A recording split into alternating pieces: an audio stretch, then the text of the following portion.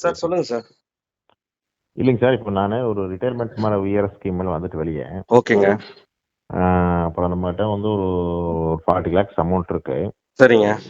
ரெண்டாவது வந்து sir already நான் மியூச்சுவல் ஃபண்ட் போட்டிருக்கேன்னு உங்களுக்கு சொல்லிட்டேன்ல. ஆமாங்க. அதான் சரி சார். இப்போ வந்து நம்ம வந்து அந்த மியூச்சுவல் ஃபண்ட் வந்து இப்போ நம்ம வந்து சப்போஸ் ரிடீம் பண்ணனா நம்ம அந்த லாங் டேர்ம் கேபிட்டல் கெயின்ஸும் ஷார்ட் டேர்ம் கேபிட்டல் கெயின்ஸும் வந்து நம்ம ஆப்லேயே பிடிச்சிருவாங்களா? ஆப்ல எதுவுமே இப்போ டிடிஎஸ் மாதிரி எதுவும் பிடிக்க மாட்டாங்க.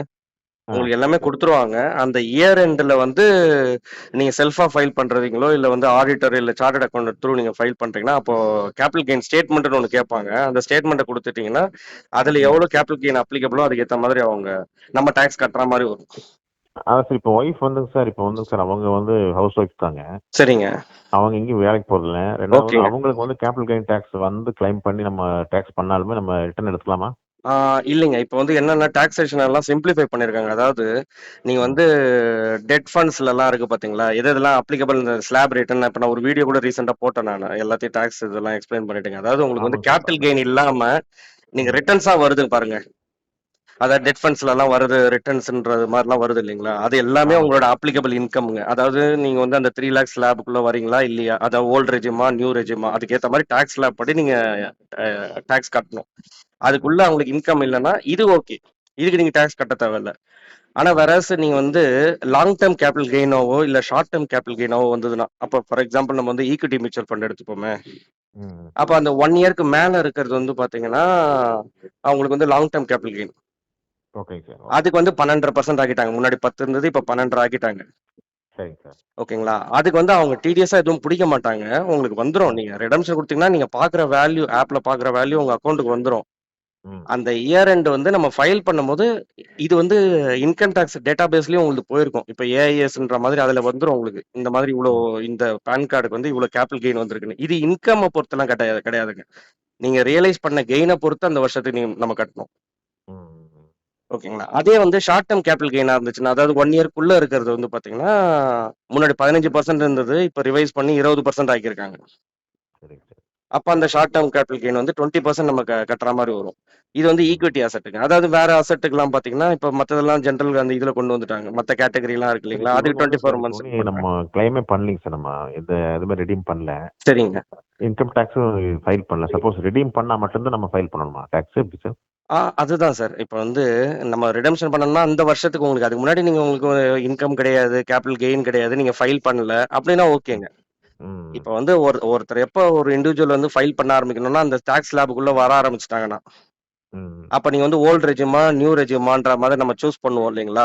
அப்ப நமக்கு வந்து நிறைய டிடக்ஷன்ஸ் இருக்கு. நமக்கு வந்து ஓல்டு ரெஜிம் பெனிஃபிட் இருந்தா அதை சூஸ் பண்ண போறோம். நியூ ரெஜிம் பெனிஃபிட் இருந்தா அந்த ஏன்னா அதுல இன்னும் கொஞ்சம் ரிலாக்ஸேஷன் எல்லாம் கொடுத்துருக்காங்க இல்லைங்களா? அப்ப நம்ம ஃபைல் பண்ற மாதிரி வரும். ஓகேங்களா? அப்போ நீங்க கேட்கறதுக்கு வந்து இன்கமே அவங்களுக்கு இல்லன்னா நம்ம வந்து இன்கமா கன்சிடர் பண்றது அந்த டெட் மியூச்சுவல் ஃபண்ட்ஸ்ல வருவாங்க. அதெல்லாம் தான் நம்ம இன்கமா வருங்க. மத்தபடி கேபிட்டல் கெயின் இப்ப ப்ராப்பர்ட்டி விக்கிறோம், மல்டி அசெட் ஃபண்ட் இல்ல வேற ஏதாவது ஃபண்ட்ஸ் எல்லாம் இருக்கு பாருங்க. Fund of funds, international funds, இப்போ ஈக்விட்டி மியூச்சுவல் ஃபண்ட். இப்ப இந்த ஈக்விட்டி மியூச்சுவல் ஃபண்டுக்குலாம் பாத்தீங்கன்னா 12 மாசம்ன்றது தான் உங்களுக்கு வந்து மேல இருந்துச்சுன்னா லாங் டேர்ம். அப்ப கேபிட்டல் கெயின்னு வந்துரும் இதுல எல்டிசிஜின்னு.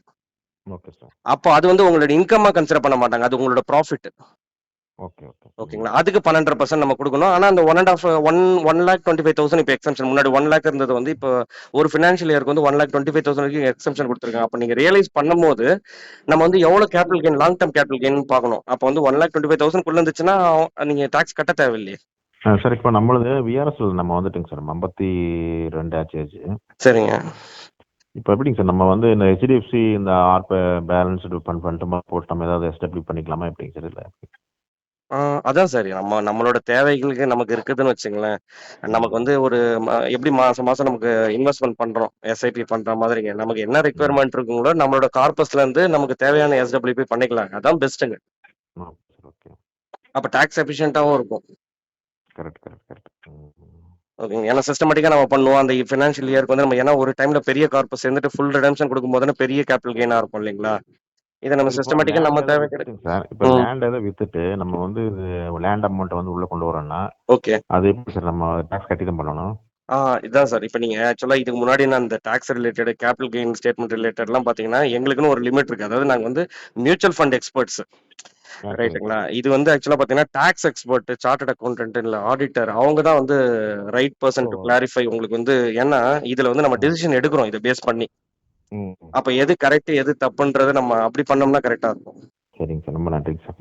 Right sir.